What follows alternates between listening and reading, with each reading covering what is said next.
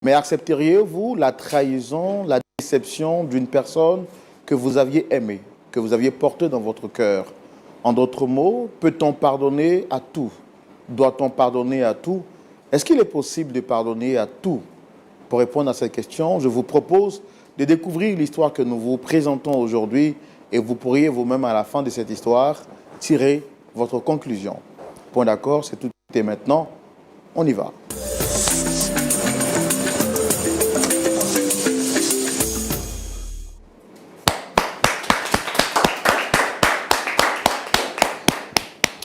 Vous êtes au rendez-vous de la vérité et vous faites bien d'être sur les antennes de Lumière du Monde Télévision, la 199, la chaîne qui vous apporte la vie de Christ chez vous.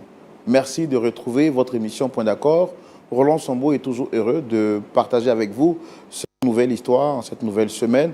Et à mes côtés, le pasteur, notre papa, notre pasteur consultant qui répond toujours à l'appel du Seigneur, le pasteur Jean-Yves Tchoumo, l'inégalable et l'infalsifiable. Shalom, pasteur. Shalom, Roland. Il y a beaucoup de Tchoumou dans le monde entier, mais il y a un seul, unique pasteur Jean-Yves Tchoumou. Comment vous allez?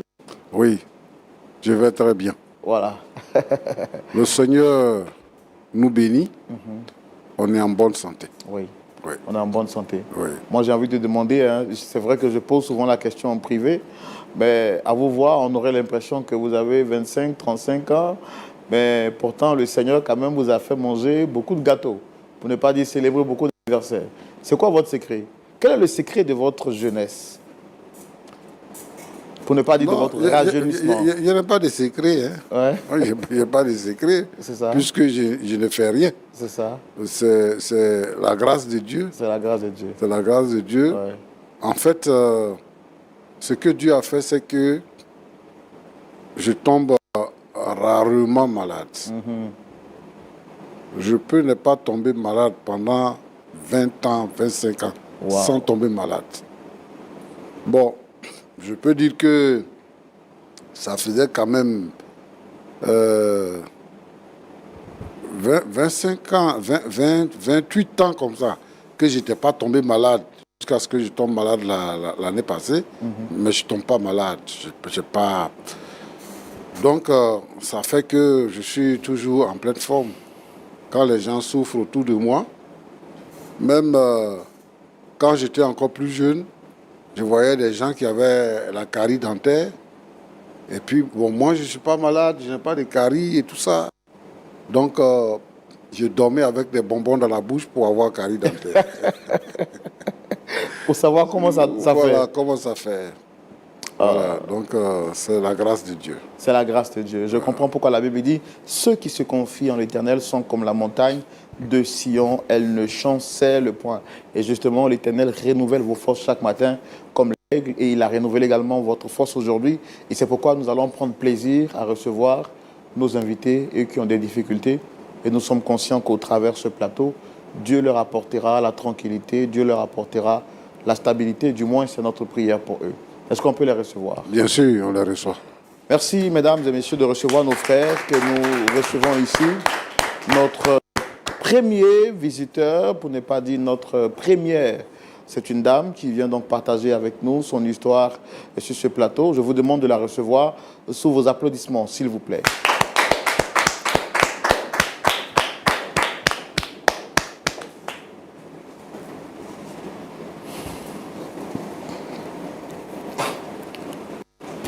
Shalom, madame. Shalom, frère Roland. Comment vous allez? Je vais un peu bien. Vous allez un peu bien? Oui, un peu bien. Ce qui veut dire que vous n'allez pas totalement bien? Oui, c'est ça. Je ne vais pas totalement bien. En tout cas, nous, on espère que jusqu'à ce que vous partiez d'ici, vous pourriez dire que je vais totalement bien. J'ai la foi. Moi aussi, j'ai la foi. Alors, spécialement pour vous, je vais vous laisser le temps de vous présenter. Après que j'ai fini de me présenter moi-même, je suis Roland Sambo. Le pasteur Tchoumo est juste à côté. Et derrière, il y a toute une équipe qui travaille pour que vous puissiez repartir d'ici avec le sourire aux lèvres. Alors, on vous laisse quand même le temps de vous présenter, non seulement à nous, mais à toutes ces personnes qui suivent cette émission. Je suis Annick, épouse d'Abiré. mère de 2 magnifiques enfants. D'accord. Il y a Donc, quelques- vous êtes Annick, épouse d'Abiré, Oui, c'est ça. mère de 2 enfants, Oui, 2 garçons. 2 garçons. Oui. Ça fait combien de temps déjà que vous êtes mariés? Ça fait 5 ans, 5 ans. oui, que je suis mariée Super. à Monsieur Hervé d'Abiré. Monsieur Hervé d'Abiré. Oui, À vous voir parler de lui, on sent l'amour dans les airs. Vous parlez avec un large sourire. c'est quelqu'un qui est bien, exceptionnel. C'est un don de Dieu, un cadeau que Dieu me l'a donné, en fait. D'accord. Alors, quelle est la personne que vous souhaitez rencontrer ici et pourquoi avoir choisi de rencontrer cette personne sur ce plateau? Bien évidemment, mon époux, Monsieur Dabiré Hervé. Frère Roland, ça fait quelque temps que mon époux ne vient plus à la maison. Et comme je suis une adepte de l'émission Point d'accord, et ici, il y a toujours une solution à un problème. Raison pour laquelle je suis venue vers vous, pour que vous puissiez parler à mon mari, qu'il puisse revenir à la maison. Il me manque tellement. Il manque aux enfants. Je l'aime toujours. J'aime mon mari. Et le voir dehors, je perds les mots. Je déprime. J'ai perdu assez de poids parce qu'il ne veut plus rentrer à la maison. Je ne sais pas pourquoi, mais il ne veut plus rentrer à la maison. Je n'ai aucune issue au fait. J'ai tout fait, mais il ne veut rien savoir. Mais je sais que, en venant ici, je sais que j'ai une solution. Je sais que vous allez trouver une solution et mon époux va rentrer à la maison. D'accord. Je vous sens brûlante, impatiente de raconter votre histoire, de dire qu'est-ce qui s'est passé réellement avec votre mari, pourquoi est-ce qu'il a quitté la maison. On veut comprendre qu'est-ce qu'il y a vraiment autour. Et là, tout de suite, nous allons aller à la rubrique Le grand déballage pour connaître votre histoire.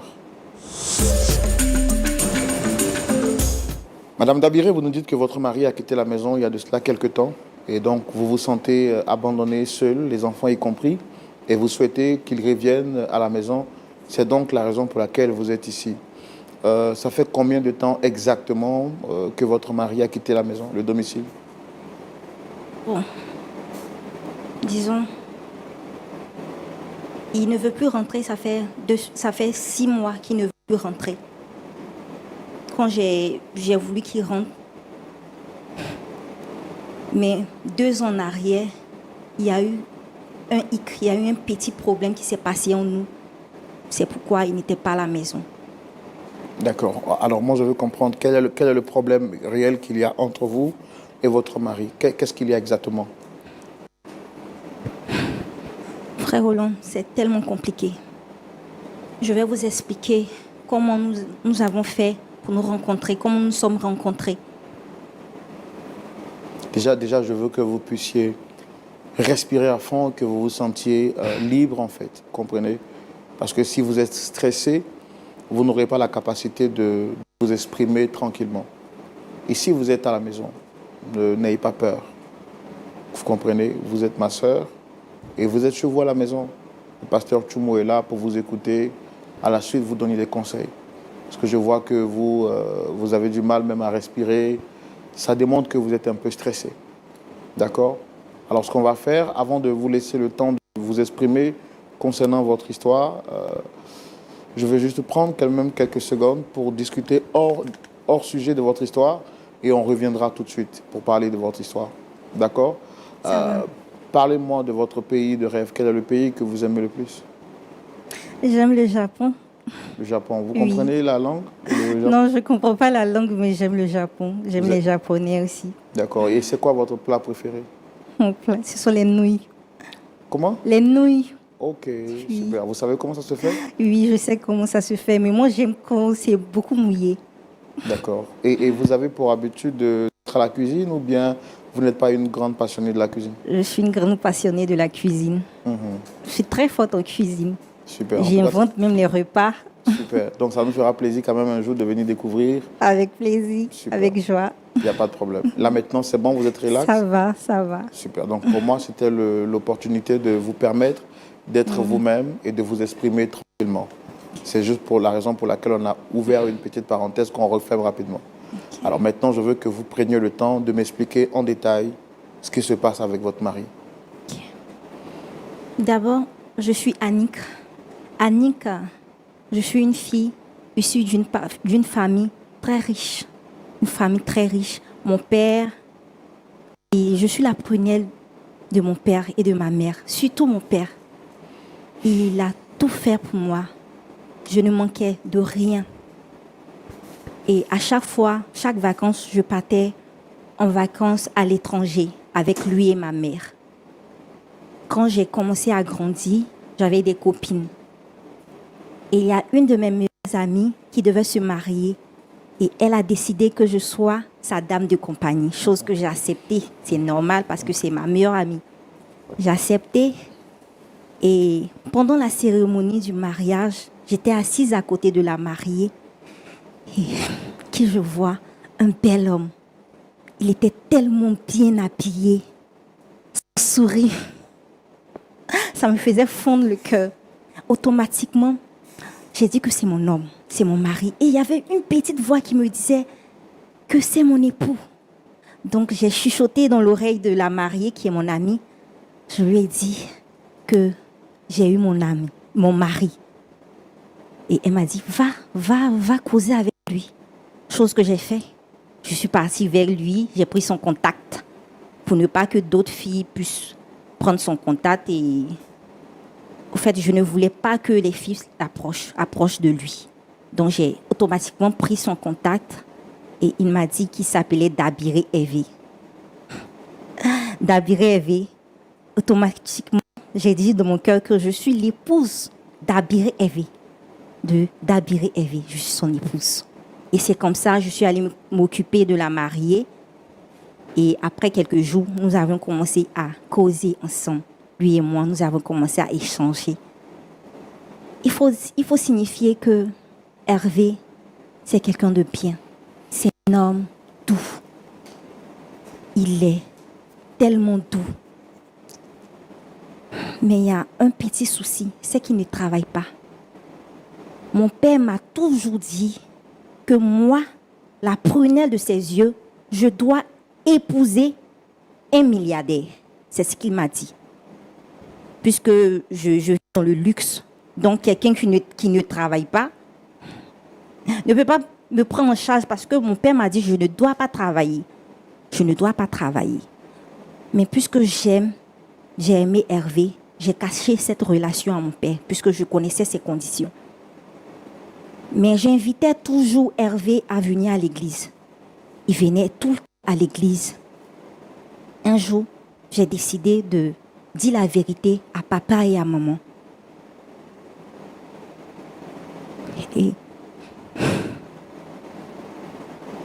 lorsque j'ai informé ma relation avec Hervé, mon père m'a demandé qu'est-ce qu'il fait dans la vie. Je lui ai dit qu'il ne fait rien. Bon, il fait de petits boulots pour s'en sortir. Mon père a automatiquement refusé.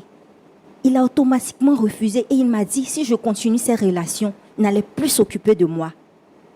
Pour tenir tête à mon père, j'ai décidé de quitter la maison et je suis allée me réfugier chez Hervé. Mon père m'a coupé les vifs, mais j'avais de l'argent dans mon compte. J'ai aidé Hervé à payer la maison, les factures, courant, l'eau, la nourriture. Je ne pouvais pas croire que mon père puisse me traiter ainsi. Et vous savez, quand vous vivez avec un homme forcé, il y a quelque chose qui se passe. Je sais que j'ai fauté. Je suis tombée enceinte. Et j'avais plus d'argent. Donc, j'ai décidé d'aller voir papa et maman. De demander pardon à papa et maman. Que papa puisse s'occuper de moi et de ma grossesse. J'ai appelé mon oncle et nous sommes partis voir papa pour l'expliquer. Frère Roland, je n'avais jamais vu mon père. Je n'avais jamais vu mon père me crier dessus. Quand je lui ai dit, papa, je suis enceinte. Mais c'est normal, je suis enceinte. Un enfant, c'est un don de Dieu, donc il devait être content puisque je suis l'unique fille. Je suis son unique enfant. Donc, c'est son petit enfant. Et il devait être heureux. Mais à ma grande surprise, frère Roland, il me chasse de la maison. Je ne pouvais pas admettre ça. Et ma mère, elle nous regarde, elle ne dit rien. En principe, ma mère devait me soutenir. Elle ne me dit rien. Nous sommes retournés. Et mon oncle me dit qu'il va régler cela. Après, mon époux me dit, on va prier. Plutôt, Hervé me dit qu'on va prier pour que Dieu puisse calmer la situation, pour que Dieu puisse toucher le cœur de papa, pour qu'il puisse s'occuper de moi, puisqu'il ne travaille pas. Et j'étais à la maison, en train de cuisiner comme j'aime bien la cuisine, avec le peu qu'on a. Mon téléphone sonne, c'est papa qui demande. Il vient nous voir, moi et Hervé. Nous sommes allés rapidement, nous sommes partis. Et papa dit qu'il va me prendre en charge ainsi que la grossesse. Mais à une condition, que Hervé me pousse. J'étais contente. C'est ce que je voulais en fait. Je voulais que Hervé me pousse, que je sois Madame Dabiré. Et mon père a dit qu'on allait faire le mariage à la mairie. Et après, quand j'allais accoucher, on allait faire la dot, puisque notre coutume ne nous permet pas, lorsque une femme est enceinte, de faire la dot. Chose qu'on a acceptée. Et nous sommes partis à la mairie, on a fait le mariage. Comme cadeau de mariage, papa nous a donné une maison, une grande maison. Donc, je vivais là-bas avec mon époux et j'ai accouché. Tout se passait tellement bien. C'était vraiment merveilleux. Papa prenait tout en charge, je ne faisais rien. Mon époux ne faisait rien. C'était juste des petits boulots qu'il faisait. Et un jour, je regardais la télé et je vois mon époux se lève parce qu'on regardait la télé ensemble. Il se lève et il communique. Je regarde mon époux, il commence à sourire. Je lui dis, chérie, qu'est-ce qui se passe? Il ne me répond pas. Je lui dis, qu'est-ce qui se passe? Parce qu'il a raccroché. Et il me dit, chérie, j'ai une bonne nouvelle. Je lui dis, quelle est la nouvelle? Il me dit, qu'il vient d'être embauché. Le Seigneur a répondu à mes prières. Mon mari vient d'être embauché dans une grande entreprise de la place. Et ce n'est pas n'importe quel poste il occupe. J'étais heureuse, totalement heureuse, fière de mon époux, parce que je savais que lui, il allait réussir. Je savais que je voyais une grande personne. Je voyais une étoile en lui. Et mon mari, il a commencé à travailler. Frère Roland, j'avais dit que mon mari était attentionné. Mon mari a pratiquement changé. Je ne reconnaissais plus mon mari. Avant, il rentrait du travail à 16h, il était déjà à la maison. Mais maintenant, il a commencé à venir à 20h. Quand je lui dis, mais pourquoi c'est à 7h je viens? Il commence à crier sur moi. Dès que je parle, il crie sur moi, il me tape. Je suis devenue tam-tam dans la maison. Il me bat. Frère Roland. Et quand il me bat, il sort. Il fait 2 jours dehors, 3 jours. Et une fois, il a fait 1 mois même dehors, sans m'avertir. J'étais inquiète. Je me disais qu'ils avaient fait du mal à mon époux. C'est normal parce que c'est normal. Donc, un soir, il est rentré. Moi, j'étais en train de donner parce que j'ai oublié de vous dire, on a eu un deuxième enfant. Et j'étais en train de donner à manger à notre enfant. Et le premier est en train de regarder la télé. Mon époux rentre. Il vient, je ne sais même pas qu'est-ce qu'il a pris. Il me dit pourquoi la table est mal dressée. En voulant l'expliquer que c'est l'enfant qui a dérangé, mais puisque je suis en train de donner à manger au petit, en voulant me justifier, il m'a giflé. Frère Roland, il m'a giflé. Actuellement, j'ai un problème. J'avais un problème à la dent et ma dent s'est arrachée. Et je saignais. Donc, en voulant attraper ma joue, il a pensé que, en voulant attraper ma joue, il m'a tapé encore. Et je ne sais pas comment j'ai fait, mais l'enfant glissait. Donc, je me suis précipitamment, en voulant soulever mon enfant, il pensait que je voulais le taper. Et il m'a chuté, il m'a poussé de loin. Je suis tombée sur ma nuque. Voici mon fils qui est là. Il dit, papa, qu'est-ce que tu fais à maman? Il a commencé à pleurer. Mon mari, tout énervé, lui gifle. Trop, c'était trop. Trop était trop. Comment ça? Il peut me taper. Ça c'est pas juste. Je suis son objet, comme il le dit. Il peut me taper. Mais frapper mon enfant, ça, je ne peux pas. Je ne peux pas admettre ça.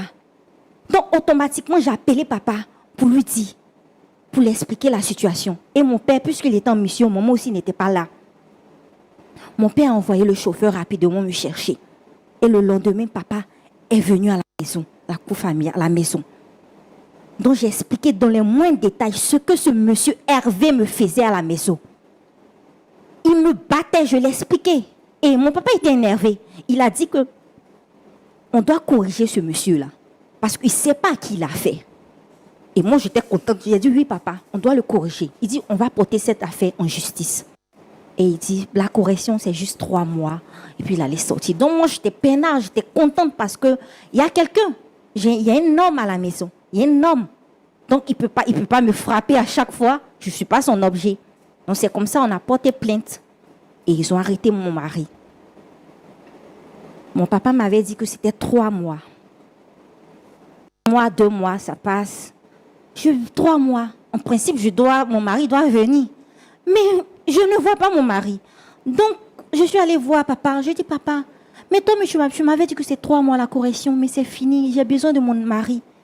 Mon père me dit qu'il n'est pas le juge, que l'affaire n'est plus entre ses mains, que mon mari doit rester pendant 2 ans là-bas. Moi, je voulais juste une correction. Je ne voulais pas qu'il dure. C'était juste une petite correction. À vrai dire, je ne partais pas là-bas pour voir mon mari parce que j'avais mal. J'avais mal parce que cette correction elle était trop. C'était de trop. Donc, je priais pour que mon mari puisse sortir. Et les 2 hommes sont arrivés. J'ai appris que mon mari est sorti. J'étais tellement contente. J'étais tellement contente. Et j'ai fait son plat préféré. J'ai fait du foufou, son plat préféré. J'ai dressé la table, j'ai apprêté les enfants. Donc j'attendais mon époux. Mon époux ne vient pas. Frère Roland, il ne vient pas. Puisque j'ai les contacts de ses parents, j'appelle. Personne ne veut décrocher. Personne ne décroche mon appel. Je me suis rendue chez ses parents, ils m'ont chassée. Jusqu'à présent, je ne sais pas où mon homme se trouve. Je ne sais pas où mon homme se trouve. Je veux qu'il revienne à la maison. Je suis la victime, mais c'est mon homme, je l'aime. Les enfants ont besoin de lui, frère Roland. Les enfants ont besoin de leur père. Qu'il rentre à la maison. C'est ce que je veux, qu'il rentre à la maison. C'est vrai que j'ai débordé, mais c'était plus de mon ressort, en fait. C'était plus de mon ressort, frère Roland. Est-ce que vous regrettez d'avoir porté à la connaissance de votre père que votre époux vous battait? Actuellement, je regrette. Je regrette. J'aurais dû laisser cette affaire. J'aurais dû régler ça à l'amiable. Je regrette actuellement. D'accord. Et rappelez-moi le nom complet de le prénom de votre mari, vous avez dit, c'est... Monsieur Hervé Dabiré. Hervé Dabiré. On a fait ce qui était en notre pouvoir pour l'avoir avec nous aujourd'hui. Nous allons recevoir monsieur Hervé Dabiré à la demande de Dame Dabiré. Et merci de le recevoir sous vos applaudissements, s'il vous plaît.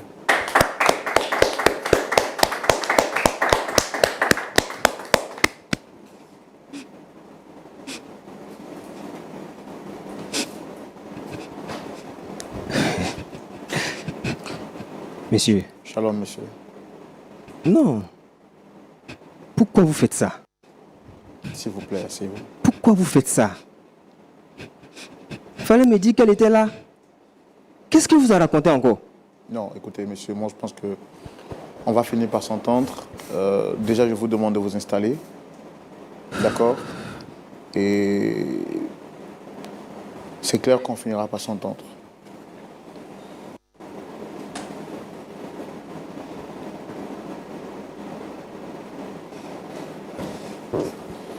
Reviens à la maison, s'il te plaît. Reviens à la maison, tu nous manques. Tu nous manques, pardon. Monsieur, Pardon. vous m'avez amené ici là, c'est Pardon. pourquoi? Dites-moi. D'accord. Madame, s'il vous plaît, on va se rasseoir. Madame, s'il vous plaît.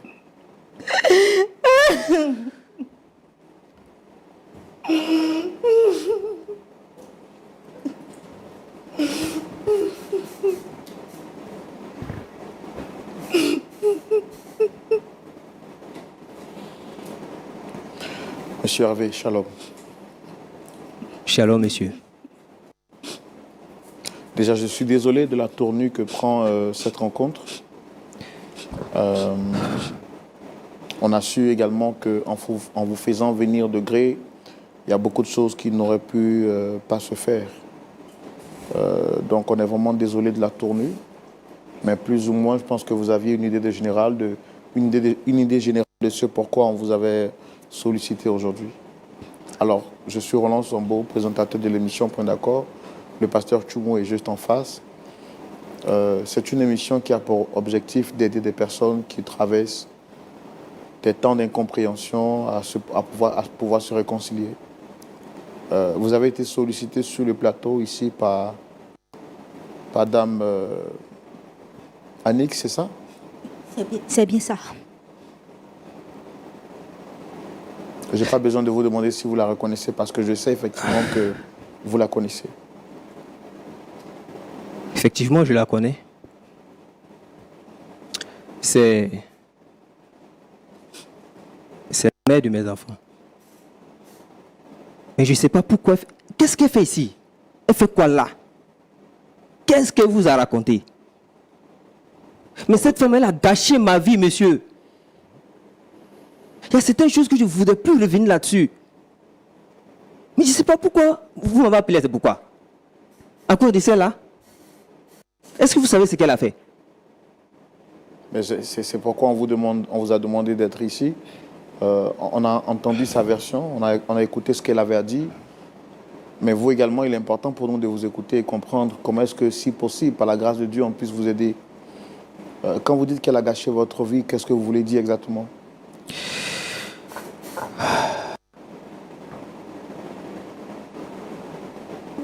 Frère Roland, je suis monsieur Hervé Dabiré.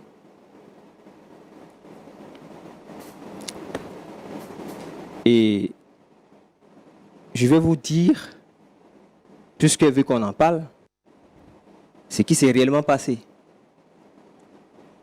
Parce que cette dame-là, vous ne la connaissez pas. Alors, pour commencer, il y a quelques années de cela,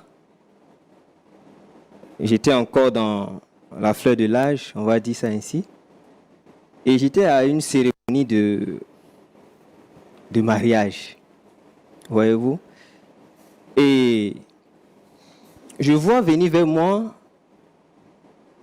une jeune dame bien raffinée, bien belle. Et on échange les civilités. Elle me donne son numéro, je lui donne le mien. Et comme ça, quelques jours après, nous nous sommes appelés, rendus visite, discutés. Et l'amour a commencé à naître. Vous voyez? Vous voyez ce que je veux dire, hein? L'amour a commencé à naître. Et on a décidé de marcher ensemble. Et puis plus tard, bien fixer les choses, se marier en bonne et due forme. Mais dans ce temps-là, je ne travaillais pas encore. Je suis diplômé, mais je n'avais pas encore de boulot. Par contre, elle était d'une famille aisée. C'est la fille unique de son père, sinon de ses parents. Elle était vraiment choyée. vous voyez. Et moi, de mon côté, vraiment, financièrement, je n'étais pas stable. Vous comprenez? Parce que je n'avais pas de boulot. Et on a décidé de se mettre ensemble, cheminer ensemble, puis voir ce que ça va donner. Donc, de temps en temps, elle m'a invité à l'église chez son père, dans leur église là-bas. Parce que son père aussi était quand même un responsable de l'église. Vous voyez? Et donc, il dirigeait la jeunesse, il donnait des conseils aux jeunes, tout ça. Et il apprenait même comme modèle. Un exemple qu'il citait tout le temps quand j'assistais à ces formations. Et un jour, sinon on a décidé ensemble de dire à ses parents que désormais on chemine ensemble pour plus tard se marier. Mais je vous assure que son père a catégoriquement refusé. Tout simplement parce que je ne travaillais pas encore. Donc, l'amour était là. Moi, je l'aimais. On a essayé par tous les moyens de voir les personnes qui sont un peu plus âgées que son père pour aller demander pardon pour qu'on puisse rester ensemble. Mais le monsieur a carrément refusé. Mais étant donné qu'on était amoureux l'un de l'autre, donc on a caché notre relation. Donc, à l'église, on fait comme si on ne se connaît pas. Voilà. Mais par derrière, on était ensemble. Et un jour, ce qui devait arriver est arrivé. Vous comprenez ce que je veux dire? Donc, elle est tombée enceinte. Comment faire? Comment dire cela à ses parents? Son père qui est très sévère. C'était vraiment compliqué. Mais elle a pris son courage à deux mains et elle en a parlé déjà à sa mère, qui, elle, s'est enflammée, a carrément tout déballé devant son père. Son père tellement en colère, il a chassé de la maison. Donc elle est venue se réfugier chez moi.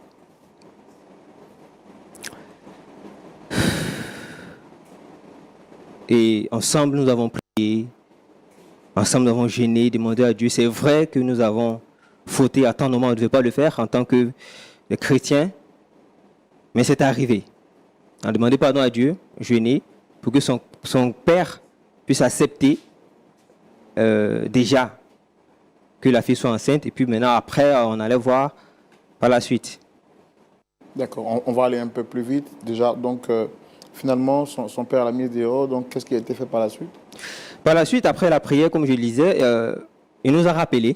Nous sommes allés rapidement chez eux. Et puis, bon, il a dit, c'est pas bien grave, voilà. La seule condition qui maintenant, c'est que je pousse sa fille. OK, j'étais très heureux. Étant donné que l'amour était déjà là, donc moi, je suis heureux d'épouser celle que, entre griffes, je vais dire, j'aimais.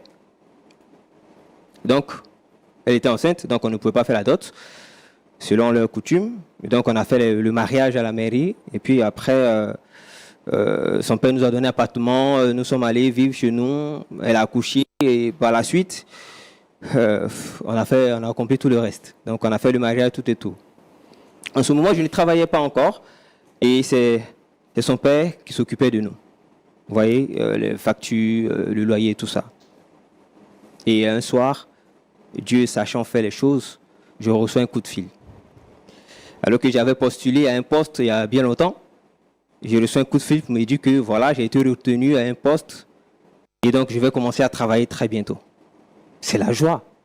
J'ai dit enfin, là au moins je vais être déchargé par, on va dire, quand même décharger un peu ses parents, vu que je peux maintenant moi-même m'occuper de ma femme et mes enfants. Donc, j'ai commencé à travailler. Tout allait bien, tout était parfait. Et on a eu un deuxième enfant. Mais le comportement de ma femme a commencé à changer. Parce que j'occupe une position où c'est moi qui gère les ordres de mission. Par moment même, je vais en mission. Donc, par moment, j'arrive à rester un peu tard au service. Mais je prenais quand même la peine d'appeler et lui dire, je serai un peu en retard, ou je suis dans tel bouchon, je serai là. Mais je vous assure que quand j'arrive à l'heure indiquée, Madame s'enflamme. Je ne sais pas ce qui se passe. Et elle a, j'ai envie de dire, il y a une maladie, une jalousie maladive là qui est venue, je ne sais pas. Elle m'a créé tous les problèmes.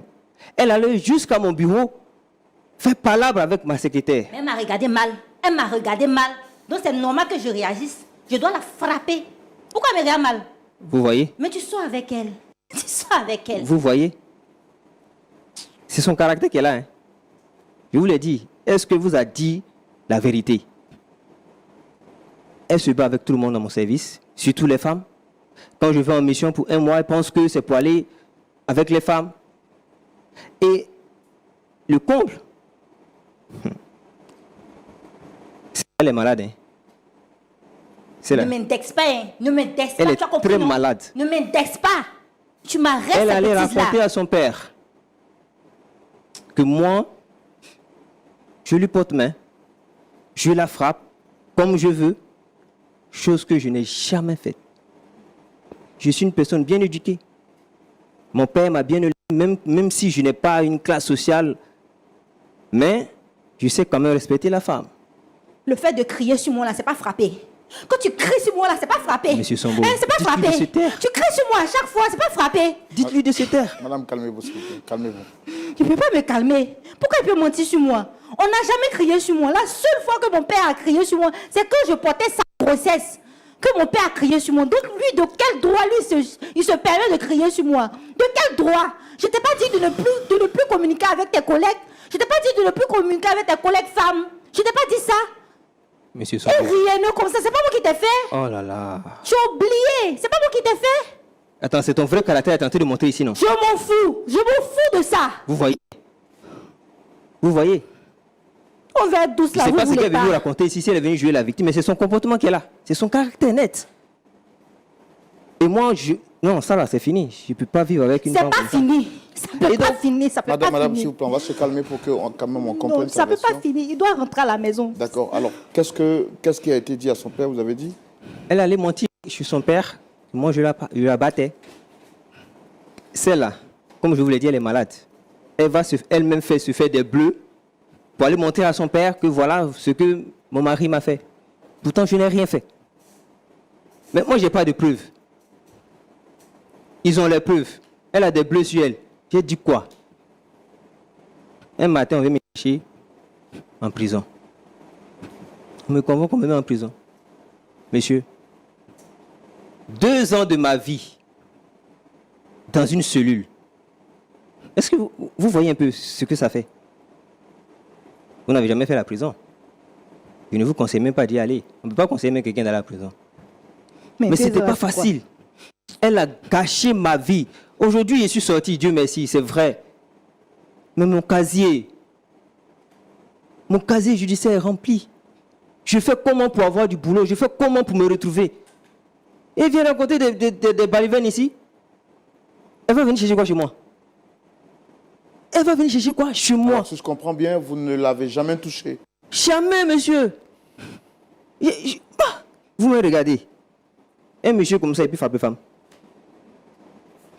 Non, regardez un monsieur comme ça, c'est que je peux frapper femme. Je suis calme, doux, j'aime pas les palabres. C'est comme ça que je l'ai aimé. Je ne l'ai jamais touché. Elle a tout inventé. C'est là. C'est une psychopathe. Je te permets pas de me traiter ainsi. Hein. Elle est malade. Je te permets pas de me traiter ainsi. Hein. Je dis moi, que je je te sors. permets pas de me traiter ainsi. Oh, Je dis que je te permets pas de me traiter ainsi. Il doit venir chez moi. Il doit venir à la maison. Je te permets pas de me traiter ici. Comment il peut me dire que moi je suis une psychopathe? Comment il peut me dire que moi je suis une psychopathe?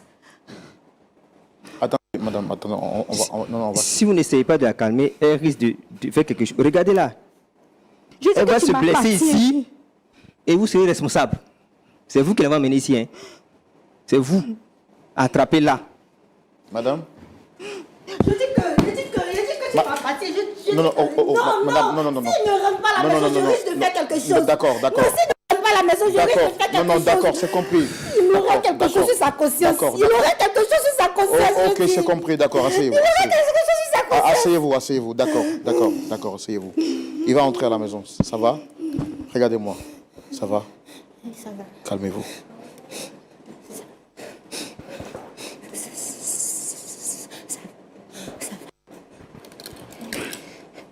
Qu'est-ce que je fais? Pasteur Choumou, je pense que c'est un cas spirituel, ça. Hein? C'est un cas spirituel. D'accord. Elle est venue ici, c'est pour être délivrée, c'est pas pour être pardonnée. Qu'est-ce que j'ai fait? Regardez-moi, ça va? C'est quoi votre nom? Elle a oublié son nom. Calmez-vous.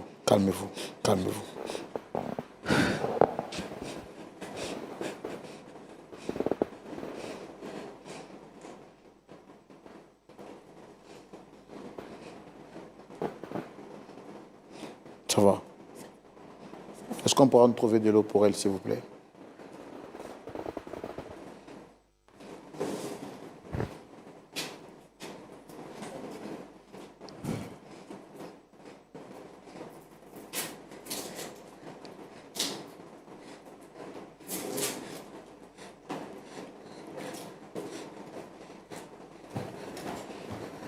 Vous allez boire un peu.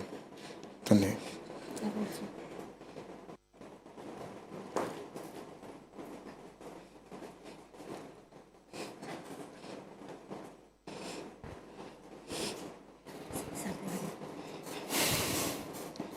D'accord. De manière exceptionnelle, Pasteur Choumou, je voudrais demander spécialement pour ce cas, on ne s'attendait pas à ce que cette histoire prenne cette tournure. Et je pense que vraiment cette sœur a besoin de prière.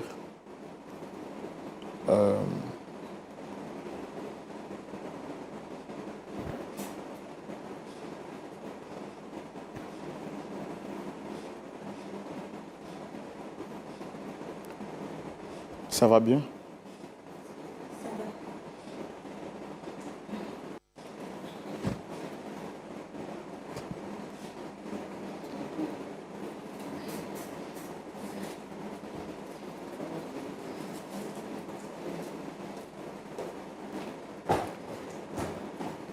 Est-ce que vous pouvez parler?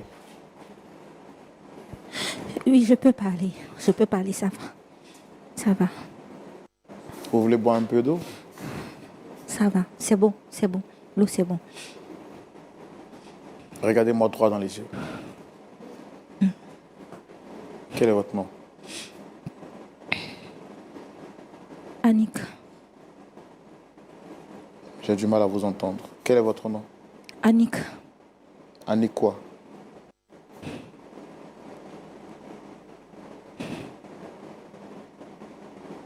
je m'en souviens plus du reste. Je me rappelle plus du reste. Je sais que je m'appelle Annick, c'est tout. Est-ce que vous reconnaissez le monsieur qui est là? Oui, je le reconnais. C'est qui? Je sais que c'est mon mari. C'est quand la dernière fois que vous l'avez vu?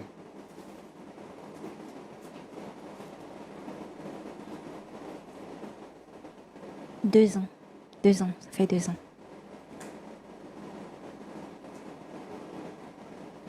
Est-ce que vous savez qu'il a fait la prison?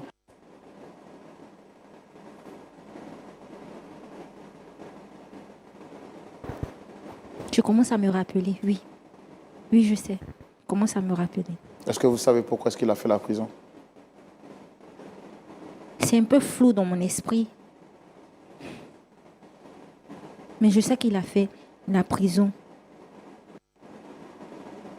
à cause de moi. Frère Hollande, depuis toute petite, je suis malade. Comme j'avais signifié, à chaque fois, je partais en Europe avec papa et maman. C'était pour me soigner. Et papa a caché cela. On a caché cela à mon époux. Mais quand je suis contrariée, je me fais des bleus. Je me blesse. Vous voyez maintenant? Ça là. Non, monsieur, Oh. vous comprenez quand même que c'est... Mais m'ont caché ça. M'ont caché ça. Et j'ai 2 ans de ma vie en prison pour ça. S'il te plaît, Maintenant, ma vie est gâchée. s'il te plaît. Mon casier judiciaire est rempli. Je fais comment? Tu veux me demander pardon? Bon, ton pardon, tu vas l'avoir. Mais, elle rentre plus chez moi à la maison. Est-ce que vous saviez qu'elle était malade? C'est ce que je vous dis, je ne savais pas. Quelqu'un qui allait mentir sur moi. Je ne savais pas. Est-ce que vous êtes conscient au moins ce qu'elle a fait, pas de manière délibérée? Affaire des psychopathes, là, frère Roland. On ne peut pas savoir. Vous-même, vous avez vu. C'est devant vous. Au début, elle était comment? Au début, elle était comment? Après, ça a changé. Moi aussi, je ne peux pas savoir. Donc, elle ne rentre pas chez moi à la maison. Pour mes enfants, là, ils savent comment il est géré. Ça, c'est pas un problème. Mais femme comme ça dans ma maison, plus jamais. Ah, chez nous, on dit, si c'est pas on t'a piqué aujourd'hui là, même VDD t'a appelé ça.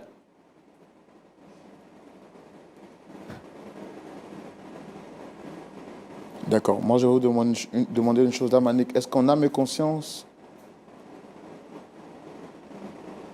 Est-ce que ce que vous avez fait, vous étiez consciente ou c'était sous l'effet de la maladie? Ou bien c'est quelque chose que vous faites juste pour couvrir vos erreurs? L'effet de la maladie. L'effet de la maladie. Comme Alors, j'ai dit, vous nous avez dit sur ce plateau, ici, que votre mari vous battait. Il nous a dit qu'il ne vous a jamais touché. en fait, je me fais des scènes dans ma tête. Tout se passe dans ma tête. Je crée des histoires dans ma tête. Pourquoi avoir fait ça à votre mari, celui que vous aimez? Si je vous dis que je sais, j'ai menti. Je ne sais pas. Jusqu'à présent, je ne sais pas.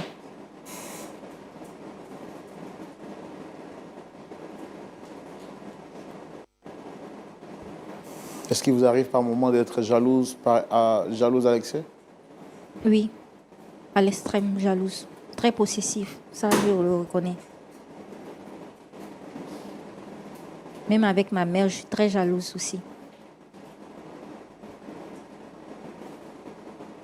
Et ça, est-ce que votre pasteur est informé de ça? Papa a caché cela. Personne ne sait.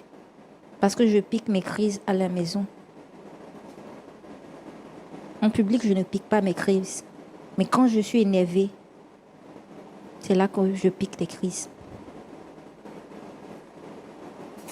Et votre père savait cela, mais il a quand même osé faire mettre en prison votre mari. Il se sentait mal, mais il devait le faire.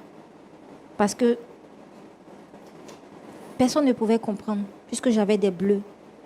Donc, pour voiler, puisque c'est moi-même qui me faisais des bleus, pour voiler cela, j'ai dû mettre ça sur mon époux. Et mon père aussi était d'accord. À vrai dire, j'ai inventé toute l'histoire avec mon père aussi.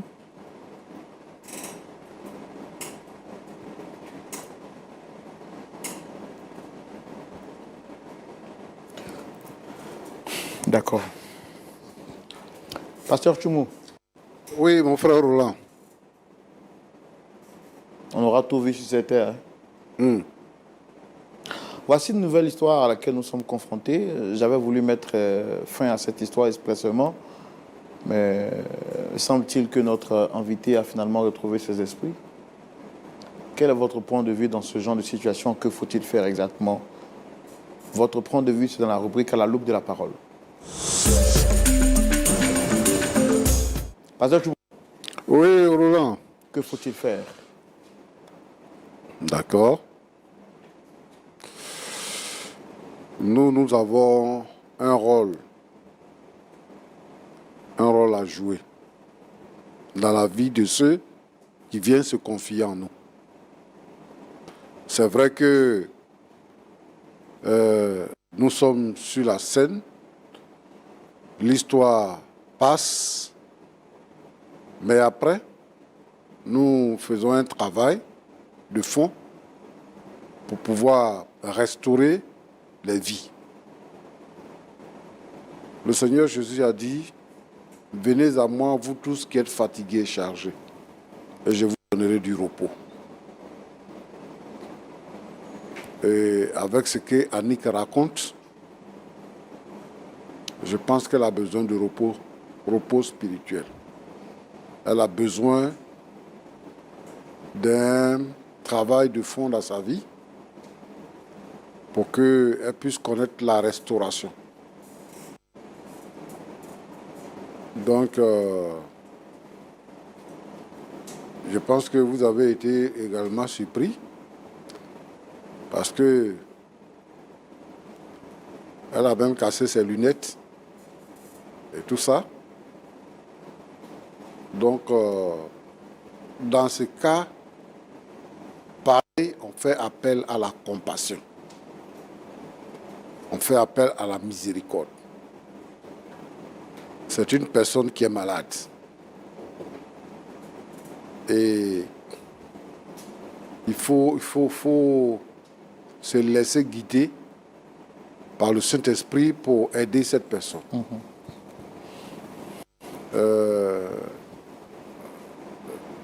Ton prénom là, c'est quoi, mon fils? Hervé. Hervé. Oui, pasteur. Tu as fait combien d'années avec elle? Bon, après le mariage, ça fait 5 ans maintenant. Sinon, avant ça, nous avons eu 2 ou 3 ans de marche ensemble. D'accord. Et tu n'as pas su qu'elle avait un problème? Véritablement, je n'ai pas su. J'ai pas su. C'est comme j'ai dit, après le deuxième enfant, après le travail, tout ça, que ça a commencé à ressortir. Ouais. D'accord. Donc, ce qui signifie que tu ne connais pas ta femme. Tu ne la connais pas. Quand tu dis, par exemple, que tu as passé 2 ans de ta vie en prison et qu'elle ne retournera plus chez toi parce que tu n'as pas besoin de ce genre de femme. C'est ta femme, hein? Vous êtes mariés légalement? Oui, oui. D'accord. Quand on se marie, pendant la cérémonie de mariage, et qu'on doit se passer les anneaux, on fait des vœux. C'est-à-dire que tu fais des vœux, elle aussi elle fait des vœux. Les vœux que tu as fait là, tu avais dit quoi?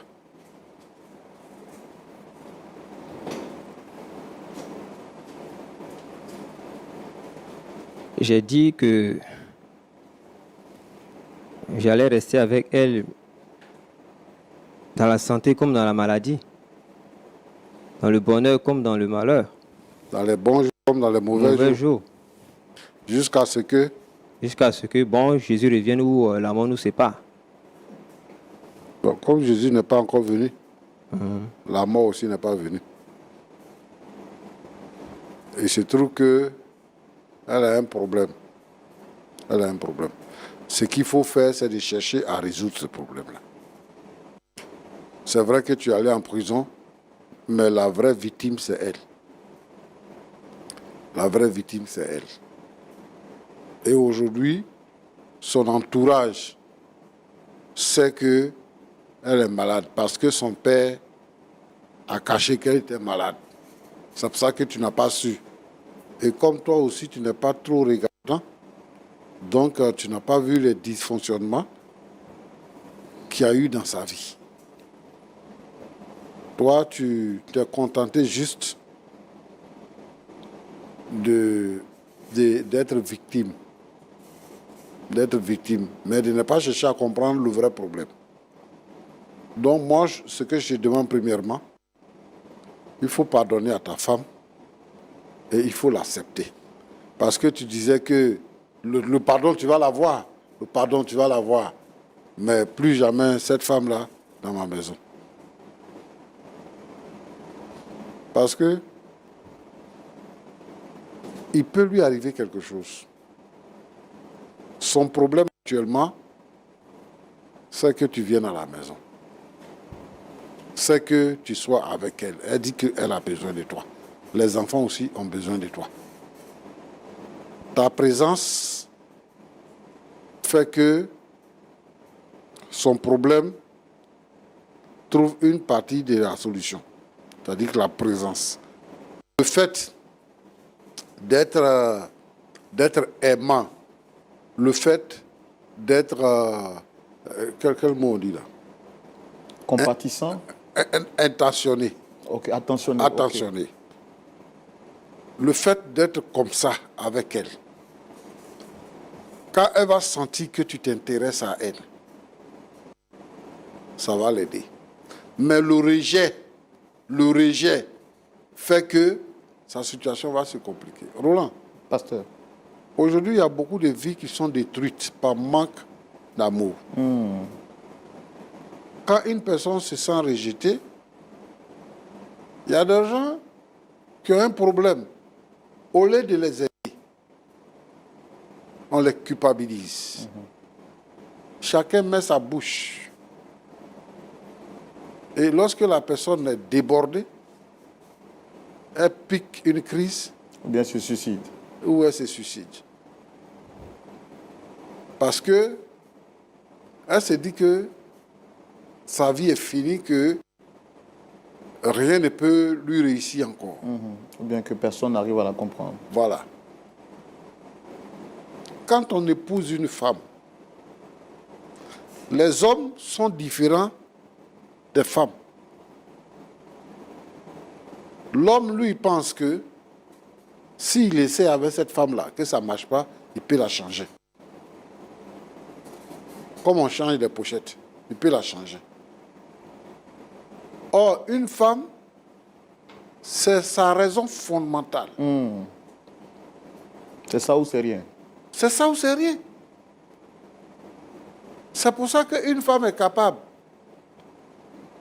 de quitter dans le luxe pour venir habiter dans la pauvreté.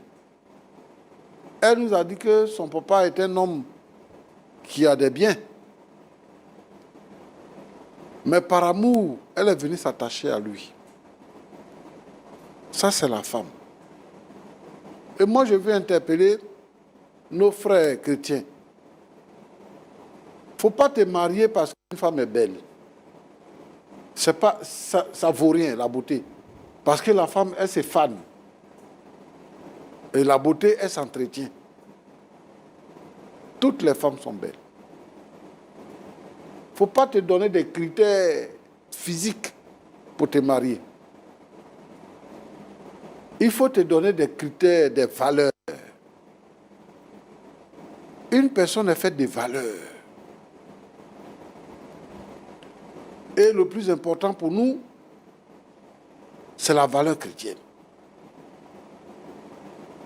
Quand on se marie comme ça, même quand les années passent, et que la femme, elle se fane, on ne constate pas ça. Moi, je pense que il faut que les hommes soient un peu plus regardants. Qu'ils arrêtent de frustrer les femmes, de faire souffrir les femmes. Abandonner le foyer pour partir, c'est pas bien. La fille, elle peut mourir derrière. Et ce qui s'est passé ici, moi, j'étais en train de prier dans mon cœur. Il ne faut pas que quelque chose va arriver sur notre plateau ici. Il ne faut pas que quelque chose va arriver sur notre plateau ici. Moi, j'étais en train de prier dans mon cœur pour que le Seigneur sauve la situation. Et moi, je pense que Hervé doit comprendre ça. La prison, là, c'est pour les hommes. C'est une maison d'arrêt et de correction. Ceux qui sont en prison, là, ceux qui sont coupables ne sont pas plus nombreux que les innocents, que les gens ont accusés à tort et qui sont en prison. C'est pour ça que nous prions pour les prisonniers. C'est pour ça que nous menons des actions pour rendre visite aux prisonniers, pour apporter l'évangile aux prisonniers. quand quelqu'un est en difficulté et que vous vous positionnez pour la sortie des difficultés, vous avez sauvé une vie, mais vous avez sauvé une âme.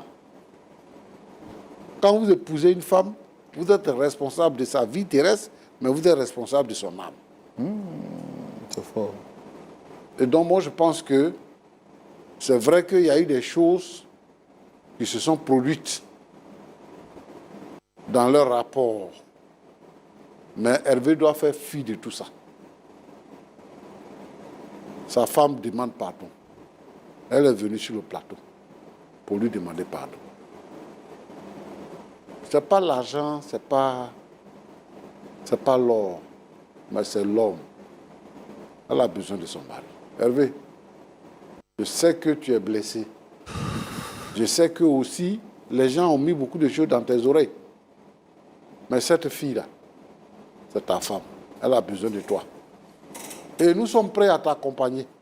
Nous sommes prêts à t'accompagner. Pour que d'abord, il y ait la restauration spirituelle. Et qu'il y ait une bonne communication dans votre maison. Quand vous voyez, j'ai parlé une fois avec une femme qui était malade mentale,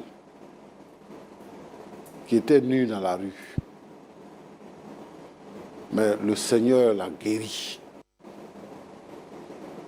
Et puis, quand elle causait, après sa délivrance, elle causait comme ça. Elle dit, je ne savais pas ce que je faisais. Je ne savais pas ce que je faisais. Elle ne sait pas ce qu'elle fait. Elle fait des crises. Et je pense que c'est quand elle est énervée qu'elle fait des crises. Et c'est ce qui s'est passé sur le plateau. Donc quand on vit avec ce genre de personnes, on évite que cette personne-là s'énerve. Il faut la couvrir d'amour, d'affection. Tout ça. Donc, Hervé, c'est ce que je peux te dire. Roland a l'habitude de dire qu'on peut poursuivre le débat après. Mais je veux vraiment que, en tant que frère en Christ, moi je parle à mon frère chrétien, les enfants du royaume, ceux qui ont reçu le pardon par le sang versé de Jésus-Christ, nous n'avons pas d'autre raison. Notre raison d'être, c'est que nous sommes un peuple acquis. Nous sommes une nouvelle race. Et je pense que nous ne raisonnons pas comme les autres, qui n'ont pas fait la même expérience que nous, qui ne sont pas les enfants du royaume. Donc, il faut que tu rentres en toi-même et que tu trouves la force nécessaire pour prendre Annick et t'occuper d'elle. C'est comme elle pourrait être paralysée et puis elle est à l'hôpital. C'est la maladie, c'est pas volontaire, c'est pas parce qu'elle veut se comporter comme ça. C'est la maladie. Bon, Roland, Pasteur. je vais appeler tous les frères et toutes les sœurs à faire beaucoup plus attention et à s'intéresser à leurs femmes. La femme est un don de Dieu. Et la Bible dit que celui qui a trouvé une femme a trouvé le bonheur. Yes. Donc on ne joue pas avec la femme. La Bible dit que la femme, c'est notre vis-à-vis, une aide semblable. Donc, il faudrait que nous soyons des hommes capables de rentrer dans le plan de Dieu pour permettre à la femme d'être épanouie. C'est ça. Que Dieu vous bénisse abondamment. Amen, pasteur. Amen, pasteur. Merci.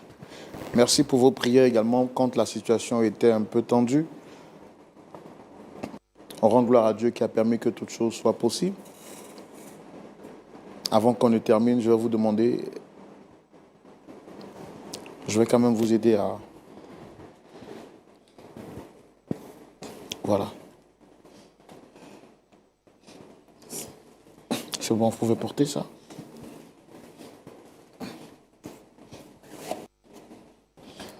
Soyez forte. On vous aime très fort. On vous aime dans l'amour du Seigneur. Est-ce qu'on peut acclamer le Seigneur pour elle particulièrement?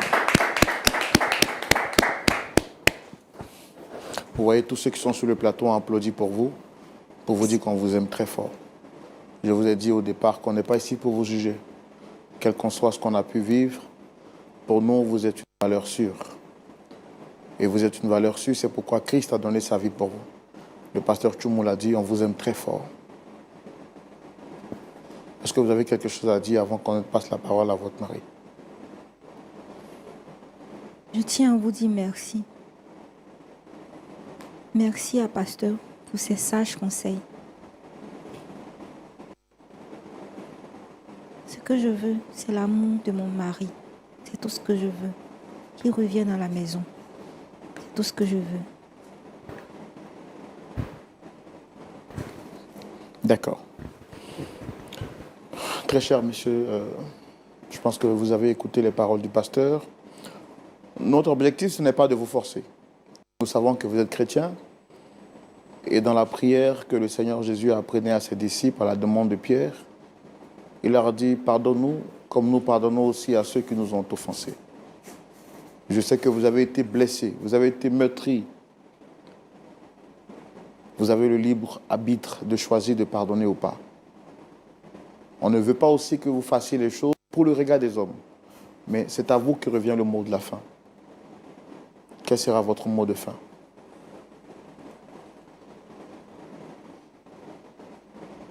Déjà, je veux dire merci au pasteur.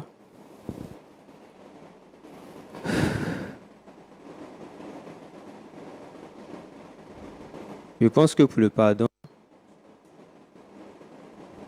avec l'éclaircissement que le pasteur a donné, je comprends mieux la situation. Donc, je veux pardonner. Mais comme on l'a aussi dit, je vais rentrer en moi-même et puis voir si elle pourra revenir à la maison. Mais pour l'instant, là, je préfère ne pas dire quelque chose d'autre. Je lui pardonne, c'est un cas de maladie, on peut comprendre, mais je vais encore réfléchir pour voir si elle peut revenir à la maison. C'est ce que j'avais à dire. Est-ce que vous savez de quoi sera fait demain? Supposez que vous pardonnez, elle rentre à la maison, elle est malade. C'est Dieu qui a permis que cette situation que vous n'avez pas vue pendant 5 ans soit exposée sur un plateau à la lumière de la parole de Dieu. Supposez que vous rentrez à la maison et vous apprenez que quelque chose lui est arrivé. Est-ce que vous aurez une conscience tranquille? Loin de nous l'objectif de vous forcer à faire quelque chose. Oui, Elle s'est forcée à vous dire toute sa déception. Vous avez vu ses larmes. Vous l'avez vu manifester son comportement jusqu'à son dernier retranchement. Vous avez entendu le pasteur Tchoumou, vous prononcez toutes ces paroles de sagesse. Moi, je n'ai pas envie de vous forcer à quoi que ce soit. Mais je veux vous poser une énième fois la question. Quel est votre mot de la fin?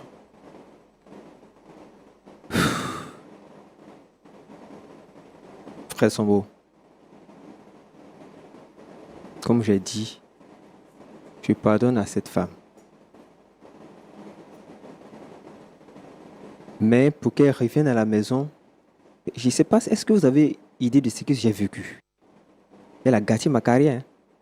Donc il va falloir que tout ça, je vois comment est-ce que je vais aborder ma vie.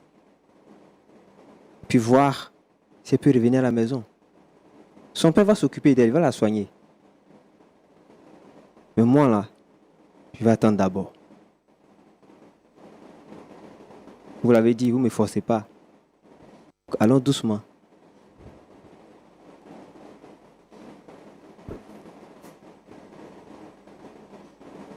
Ok, merci beaucoup. Pasteur Tchoumou. Oui, Roland. Bon, je pense que la réaction du frère semble être légale, pour ne pas dire légitime. Bon, on peut pas. Je lui ai posé la question à 2 reprises. Il dit il pardonne. Bon, je ne sais pas de quel genre de pardon il est question. Parce que le pardon d'un homme vers sa femme veut dire qu'on tourne le dos vers le passé et on retourne maintenant vers l'avenir. Mais il dit il pardonne, mais quant à ce qui est à revenir avec elle, il va réfléchir encore, voir dans quelle mesure cela sera possible. On pourra même faire 2 heures de temps, peut-être que ça sera toujours sa même décision. Je n'ai pas aussi envie que On a l'impression qu'on le force à faire quelque chose. Alors tout ce que moi je peux demander pour la fin, c'est qu'on prie pour eux, espérant que Dieu aplanisse les sentiers. Et comme nous sommes une télévision chrétienne qui ne prenons pas le divorce, espérons que Dieu fera grâce pour qu'ils reprennent ensemble et qu'ils se remettent sur de bonnes voies. On peut prier pour eux? Oui, Roland.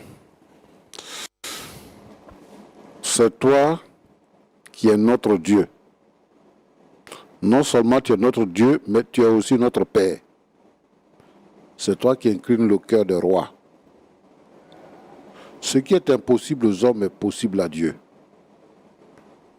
Seigneur, je veux te prier pour ce couple et pour tous les couples en souffrance actuellement, pour une raison quelconque. Seigneur, je veux que ta main puissante se manifeste. Le diable s'est résolu de détruire les foyers pour dénaturer ce que toi tu as établi. Mais le diable est vaincu et ses œuvres sont vaincues. Nous prions pour que, Seigneur notre Dieu, notre Père, que tous ces couples en souffrance, toutes ces femmes-là maltraitées dans leur foyer, opprimées, Seigneur notre Dieu, où les hommes n'ont pas d'amour, n'ont pas d'affection pour leurs femmes. Seigneur, je prie de changer leur cœur. Parfois, on trouve des choses à redire sur le comportement de la femme qui a donné sa vie à un homme pour la vivre toute sa vie. Je veux te demander, Seigneur notre Dieu, de bénir les foyers, de bénir les couples.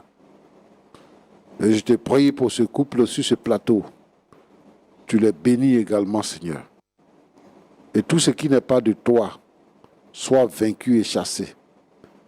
Et que ton amour se manifeste. Tu as dit que, Seigneur notre Dieu, c'est par amour que tu es mort à la croix. Et tu as dit tout est accompli.